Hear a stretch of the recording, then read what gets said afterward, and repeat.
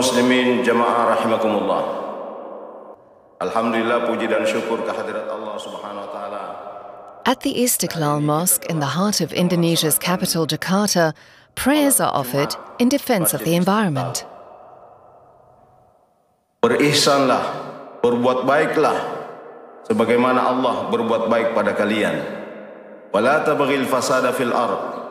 Innallaha la yuhibbul mufsidin. Jangan sekali-kali merusak di muka bumi ini, karena Allah Subhanahu wa taala tidak mencintai orang yang melakukan kerusakan. Istiqlal is the first mosque in the world with an eco-certification, a powerful example of the Indonesian Muslim community's commitment to the green movement. Here, wastewater is recycled into drinking water, and 1/5 of the mosque's electricity comes from the sun, captured by more than 100 solar panels. At the helm of this revolution stands university lecturer Farid Sainong. Istiqlal, representing the 800,000 mosques in Indonesia, has a priority to be the good example for eco-friendly mosques. His ambition is to transform 70% of the country's mosques into eco-friendly sanctuaries. Indonesia is at the forefront of the climate crisis. But in this country, home to the world's largest Muslim population with around 244 million believers, Islamic institutions have taken up the battle against climate change. They are issuing green fatwas, refurbishing mosques and training groups of environmental activists. Is the country setting an example for the rest of the Islamic world or just engaging in religious greenwashing? To reach as many people as possible, Quran schools now offer environmental courses taught through the lens of Islamic theology. Assalamualaikum warahmatullahi wabarakatuh. Farid is training the next generation of imams and murshidat, female religious advisors in Muslim ethics. Well, good morning everyone. The Prophet said, simply plant it. So if you have a seed on your hand, on your palm, then we simply plant it. Even in the panicking situation, and the worst panicking situation might be the end of the day, right? The Qiyamah. Adapting Quranic teachings to today's environmental challenges requires a profound rereading of the sacred texts. Farid Sainong draws on more than 700 verses in the Quran that address the protection of nature. They are public speakers, basically. They are going to speak in mosques with the whole congregation they have. And it's quite a very effective strategy to share the awareness, of course. It is easier to tell people with religious language. Very easy. Yeah. As long as you start with the Quran and Hadith, people will take it. People will take it. It will take millions of victims if we don't do the right strategy and management for the climate change. And even worse than any wars we have here on Earth. It's a race against time for Indonesia, a nation already facing the harsh realities of climate change, floods, droughts and tropical cyclones, for example. Jakarta itself is sinking up to 15 centimeters each year. By 2050, the city could be submerged. In a historic move, the government relocated the capital to the island of Kalimantan in August 2024. 900 kilometers from Jakarta, in the eastern highlands of Java, stands Mount Lamongan, a 1,600-meter active volcano now surrounded by a protected tropical forest. This preservation is the result of a decade-long battle led by a unique green army fighting deforestation. They call themselves the Khalifas of the environment, the guardians of the earth. Gus Aak is their leader, both an Islamic scholar and farmer, a local pioneer of green Islam.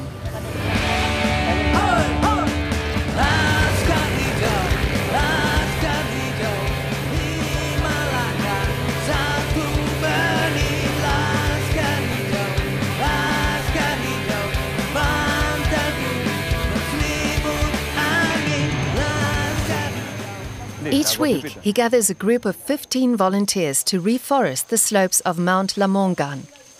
Armed with bamboo cuttings and sprouted avocado pits, you have the seeds?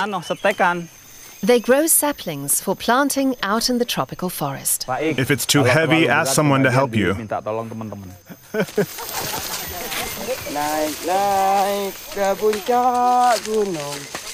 In 17 years, Gus Ark has helped restore almost 400 hectares of forest out of the 2,000 hectares razed by illegal logging. Wait. Okay, who's next? Eko, you go first.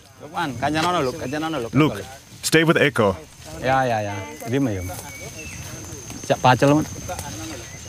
Shovel, please. Okay. Ini bambu. This is the most common type of bamboo in Indonesia, and it has the capacity to store up to 1 cubic meter water in one patch of soil. We hope that by planting a lot of bamboo here, it'll generate new sources of water. Sehingga harapan kami, ketika di sini ditumbuhi banyak bambu, akan keluar mata air yang baru. Kita akan tanam ini. We'll plant this together. Should I tear this, or do you want to do it? Please take care of this tree as you grow up, okay? Jaga sampai besar ya pohonnya ya. Let's pray. Baca Bismillahirrahmanirrahim. Oke. Ya. Sholli ala Muhammad wa ala ali. Dan yang kedua. Our task is just to plant. Whether it survives or not is up to God. Berikutnya, ini bisa hidup atau tidak adalah tugas Tuhan. The communities around Mount Lamongan rely on its ecosystem. Locals harvest the fruit from the trees, while the wild vegetation provides food for their livestock. We planted many other trees. This is cashew, that's an acacia. We planted them by simply spreading seeds. And then there were other trees that grew by themselves. Maybe the seeds were naturally carried by birds or the wind, which makes the birds volunteers too. Since 2008, his initiative has replanted 2 million trees in the region, all thanks to the commitment of ordinary people he has rallied to the cause. It's a remarkable achievement that has saved precious natural resources, such as Lake Klakar, a blue jewel nestled at the foot of the volcano. It was once in danger of disappearing. During former President Suharto's rule, which lasted until 1998, Indonesia's forests vanished, exploited by tycoons linked to his regime. When President Abdurrahman Wahid took office in 1999, he acknowledged that land belonging to local communities should be returned. But deforestation persisted, driven by powerful business interests. This lake was formed from the eruption of Mount Lamongan thousands of years ago. There used to be 32 water springs around here, but illegal logging has left only 6. With less tree cover, sedimentation has increased and water levels have sunk by 5 meters. We have less fish. One lake completely dried out. It died. Lake Klakar has since been revived. About 100 fishermen have returned. Hey, Sur. And the number of fish farms has increased tenfold. When will you be ready to harvest? I should be able to harvest in 2 months.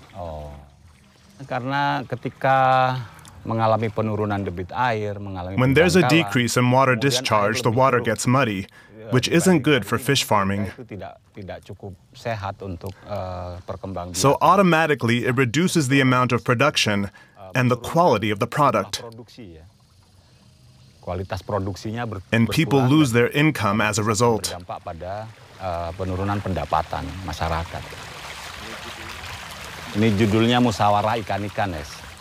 It looks like they want to escape. In 2008, as he began his environmental fight, Gus Ark launched a reforestation campaign along the lake's edge to celebrate Eid Milad, the Prophet's birthday.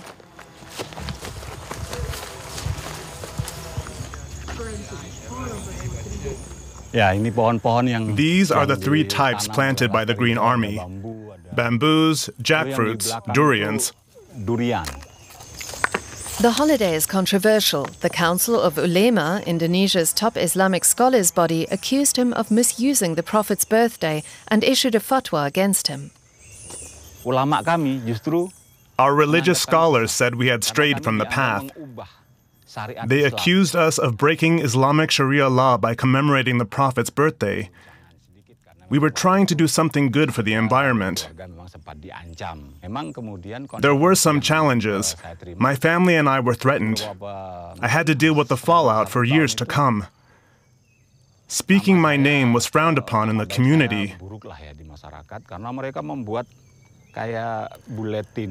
They published a leaflet and distributed it every Friday at every mosque, saying that I was a non-believer.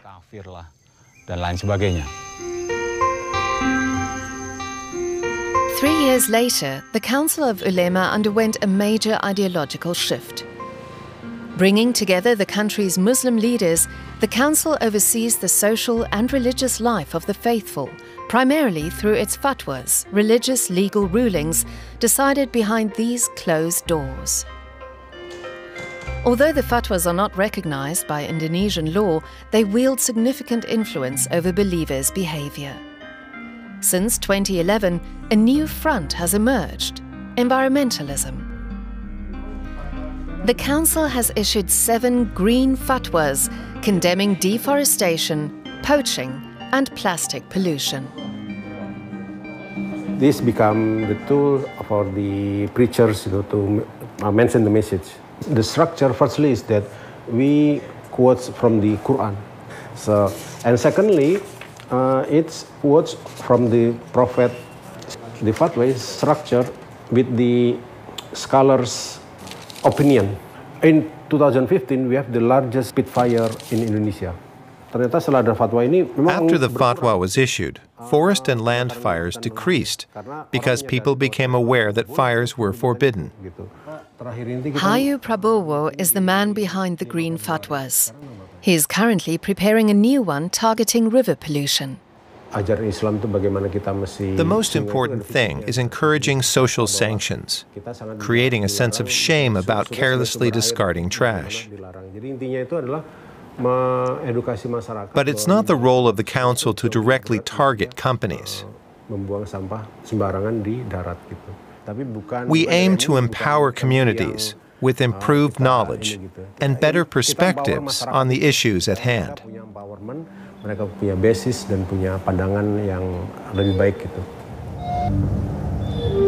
Relying on individual responsibility in a country that heavily invests in polluting industries, it's something that casts doubt on the sincerity of its environmental commitments.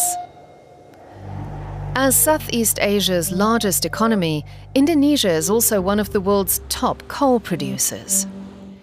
70% of coal mining in the country takes place in East Kalimantan, passing through Samarinda, the capital of the region, where barges loaded with coal cross the river day and night. Environmental activist Mustari Sihombing watches helplessly as the region is left irreversibly scarred by the effects of coal mining. Here, on every piece of land or mountain, we know for certain that there's coal in the soil. We often say that besides being a blessing, it's also a disaster for our region. Mustari Sihombing says 168 coal mining permits have been issued across Samarinda. There are also hundreds of illegal mines. All of them contribute to devastating long-term destruction of ecosystems. The predatory nature of their activity results in the loss of nature. They will destroy anything around them. For example, the diverse fauna that used to live in the forest. It used to be that the forest provided the animals with sufficient food to thrive. Now they invade villagers' homes. That happens a lot in this sub-district.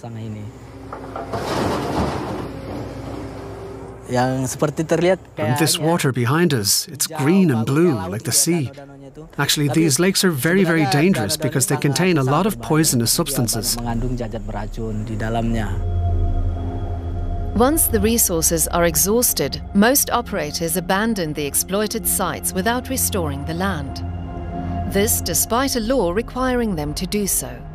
Environmental activists are left to speak out and risk their lives in the process. Between 2014 and 2023, over 130 environmental activists were arrested and harassed. 12 were even assassinated. Most were campaigning against mining operations.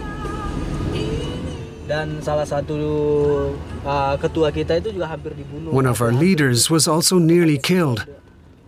He was stabbed by a group of thugs and had to be taken to hospital.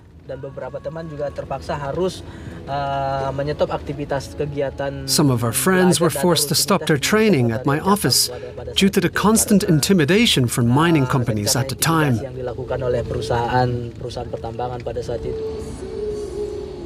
Samarinda is the only provincial capital in Indonesia also designated as a mining zone, with 70% of the city allocated for coal mining. The mining requires large amounts of water to wash impurities from the coal. Hello, how are you? Without effective drainage systems, the excess water seeps into the fields and homes of local people. It keeps getting flooded, doesn't it? This is my parents' plantation. It's all dead. Suhartini Indari's family has lost its land. Located downstream from a coal mine, her once fertile 1-hectare plot is now permanently submerged under 30 centimeters of water. Her fruit trees have slowly died off. That one was a rambutan tree. That one a bitter bean tree. There were a lot of bitter bean trees. We're so disappointed, so sad. We farmers get our income from trees, from fruit. Now everything is dead. Coconut trees, durian, bitter bean, banana trees, nothing survived. Even with a strong fertilizer, only palm trees survived. In recent years, flooding has become a constant problem. Samarinda has 29 flood-prone areas affecting 18,000 residents. When we test the wastewater in the lab, we find it contains hazardous substances. The pH level is too high and doesn't comply with legal standards. We suspect it's intentional because companies don't want to invest in efficient wastewater management systems. It's an example of the savagery of companies that forget themselves, take over ancestral land, and destroy people's economic lives too. In 2011, the Council of Ulema issued a fatwa calling for environmentally responsible mining practices. A decision that Mustari regards as greenwashing. This is the fatwa. It sets out the law. Mining is allowed as long as it's for the public interest. Okay, I agree with that one. But it's impossible not to cause damage. Once nature is damaged, the environment suffers. There's no ecosystem left.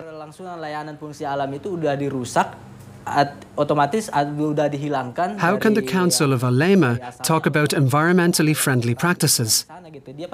This is a form of hegemony exercised by religious institutions. They seek to change the negative image people have of the mining industry by using narratives that seem positive. Instead, they hide the reality to make something destructive appear good.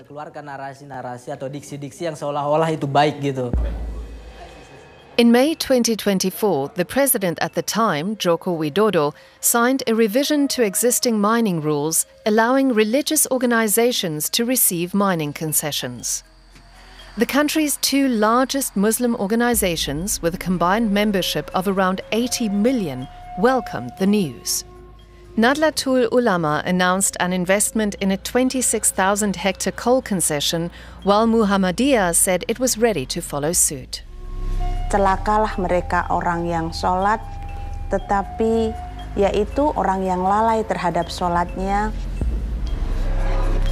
dan berbuat riya dan enggan memberikan bantuan kepada siapapun. Alhamdulillahirabbil alamin. Henning Parlan is the deputy chair of the Environmental Council for Muhammadiyah. The organization represents over 30 million Muslims and manages thousands of schools and universities across Indonesia. Responsible for leading campaigns against coal mining, Parlan now grapples with a dilemma: her own organization's investment in this devastating industry. Let's not forget there are mining programs at Muhammadiyah universities. Around 7 of them have mining faculties. The issue isn't just coal mining. Maybe other mines will be offered to religious institutions such as nickel, gold or oil. Is this greenwashing? I think to a certain extent, yes.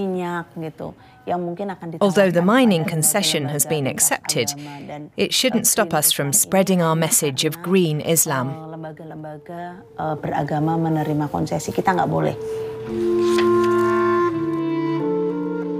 Besides coal, Indonesia holds the world's largest nickel reserves, over 40% of the global total. Countless forests are felled and habitats destroyed in the search for the valuable metal. In East Kalimantan, Balikpapan Bay is one of the last strongholds for several endangered species.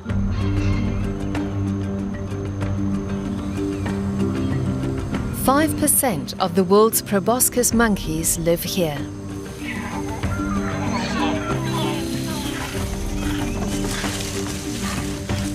They're native to the region and known for their distinctive long noses.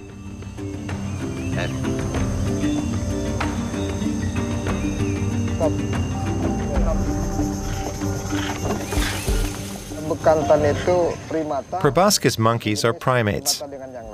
They're very shy and easily scared.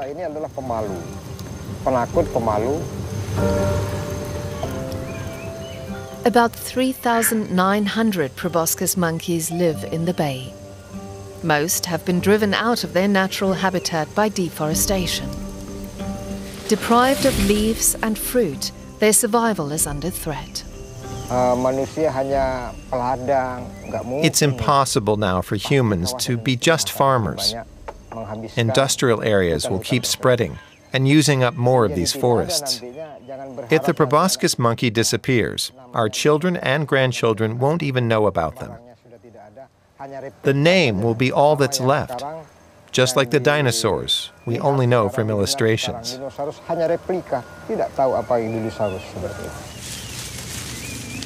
In 2024, President Prabowo Subianto's government announced a large-scale plan to clear 20 million hectares of forest for palm oil plantations. To defend his decision, he casually insisted that palm trees are trees too, overlooking how monocultures of such an invasive species devastate biodiversity. Each person, one single person, needs at least 3 trees to get enough oxygen. Life on Earth needs oxygen and water. Without them, the Earth dies.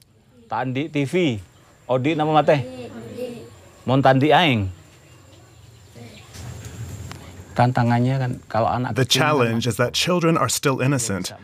They can absorb both good and bad depending on their environment. The biggest obstacle is when the adults around them fail to be good examples. That's the toughest part. If I could remove them from that negative environment, I could change them in a year.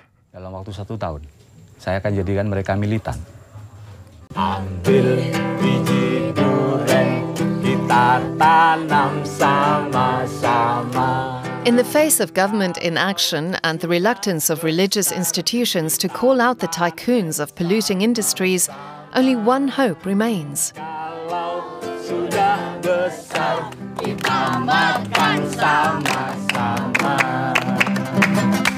Passing on knowledge to the youth to spark change and revive collective action at the heart of communities. Gus Aag has gathered the religious representatives of the region, people he's been working closely with for several years.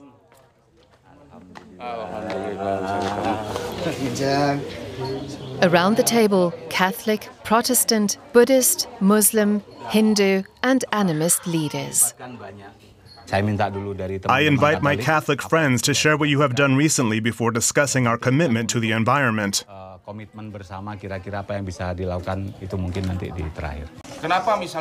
Six bishops in East Nusa Tenggara who joined our church opposed the geothermal projects in front of the diocese because it's causing a lot of damage. We organized a waste collection of plastics, packaging, and cardboard.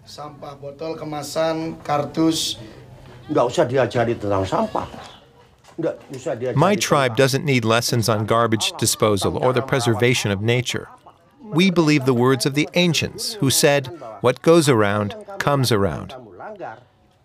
Or in other words, karma. Preserving God's creation, the ultimate act of faith shared by all. After each meeting, the leaders ascend the slopes of the volcano to share a prayer for the earth. Engkau sempurnakan. Semoga hal-hal yang baik yang akan terus kami perjuangkan untuk memastikan keberlangsungan kehidupan. Gus Aag embodies a peaceful yet powerful resistance. He represents those who recognize the fragility of our ecosystems and continue to believe that all is not lost. A voice that carries, enlightens, and unites, despite uncertainty.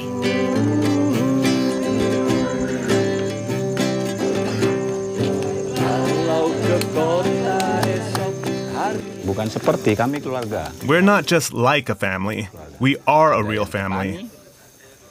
Some are farmers, some are breeders. There's even a former thief, seriously.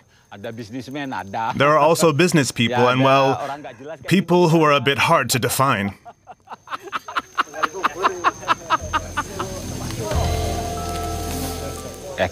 We're all here looking for something more meaningful than money. Sesuatu yang bukan uang.